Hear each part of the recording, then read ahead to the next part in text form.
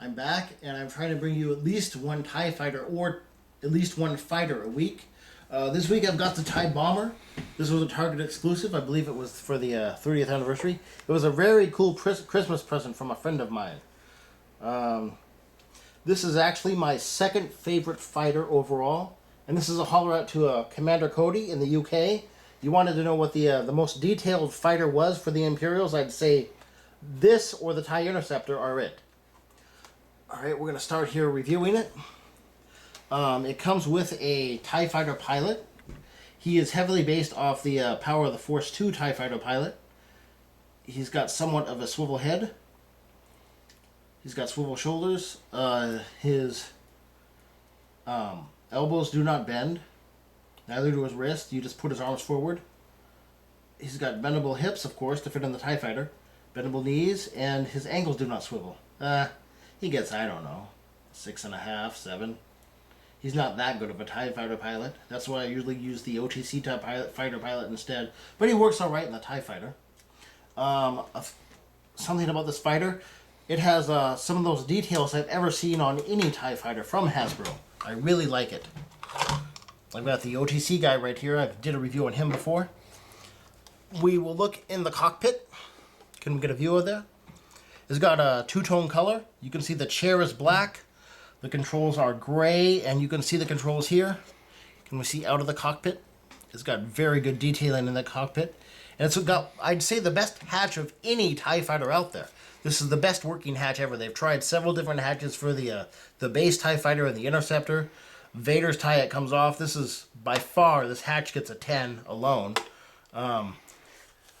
It's pretty much movie accurate for color. It's slate gray. As you see, it has some battle damage and scarring on it. It's also got, on the bottom, it's got some, how many missions it's been on. You might want to change that individually if you get multiple TIE bombers. The wings here are bent.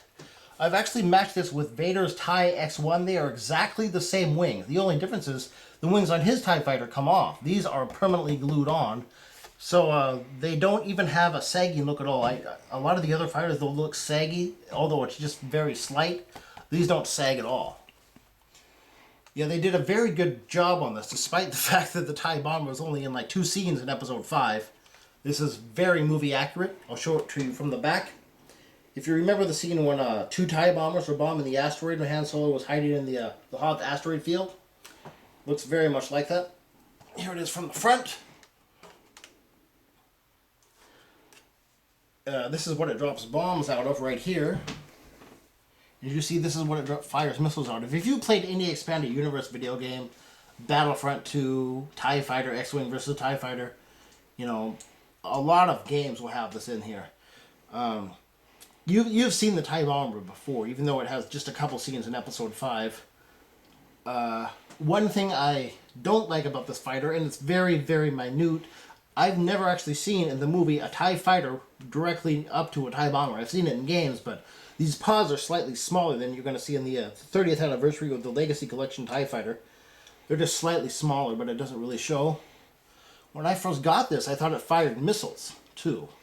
I thought this button was for missiles, but this actually doesn't fire missiles. I'm going to show you right here. It has a small hole for bombs to go into. The hole is not that noticeable. And it comes with 3 bombs. Be careful also if you have these. Keep them in a plastic bag or something, because I've almost lost one before I did this review. But it was down to 2 bombs. We will, whoops. See what I mean about losing these? Pop these bombs in here. Get these bombs down. And they do drop when you hit this button. I don't want to drop these, lose them.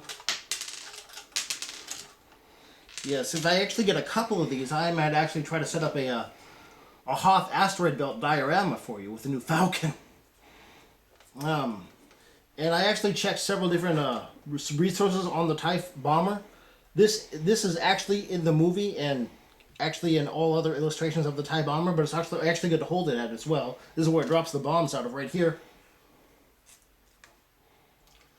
Well, because the detailing on this, and there's just a minor thing of the pods being smaller, and that's not even noticeable. You know, this is as good as the Revell model that's made, and this is a toy. I'd say this is that good. The detailing on this is superb. I'm going to give it a 9.75 overall. I really can't find flaws in this. You know, as I said, it's the best hatch I've ever seen. One of the best cockpits I've ever seen. Actually, this cockpit, although it's smaller than the other ties, it'll actually hold Baron Fell. One of my biggest complaints about my Baron Fell figure is he can't fit in a TIE fighter. I know if you have him, you have that problem as well. He will fit in a TIE bomber, though. But yeah, this bomber gets a 9.75. I wish it would shoot missiles or have sound effects, but if it did, it would cost more. So, you know, for the cost effectiveness ratio, everything's perfect on this thing. Just perfect. 9.75 overall.